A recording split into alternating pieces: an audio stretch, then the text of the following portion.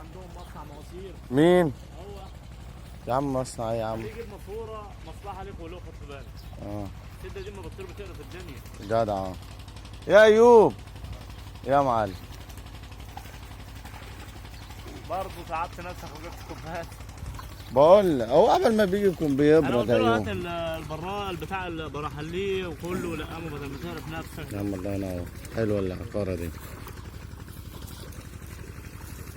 كله ازاز ونيل. بتاع ده عايز يترمي له ملح بقى. ما هو يترميله بقى كده. ايه؟ اوعى ايدك، اوعى حاجه تيجي في ايدك. ايه؟ انا اتعورت والله انا ولا ايه؟ لا خلي بالك خلي الخط بالك. ده عشان الغلط، انا بعمله عشان الغلط. ما انا عارف. الله ينور عليك. شوف هنا بركه بقى ازاي. يا عم انا عارف. حتى خد بالك الرش هيجي في الجون. ايه؟ يجي في الجون. الرش. الرش صح؟ ايوه كده الله ينور عليك. الله ينور ايوه. عرفت بقى السده بتتسد ازاي؟ جدع. لازم اعلمك اخليك فلاح ادارجي. بقى المواسير اللي هناك ايوه. عشان ابقى هاتها له بقى بالمره يا ايوب.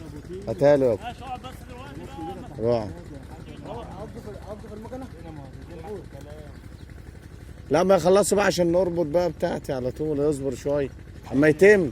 بقول يا بطل المكنه، بقول له اصبر اما يتم الرز.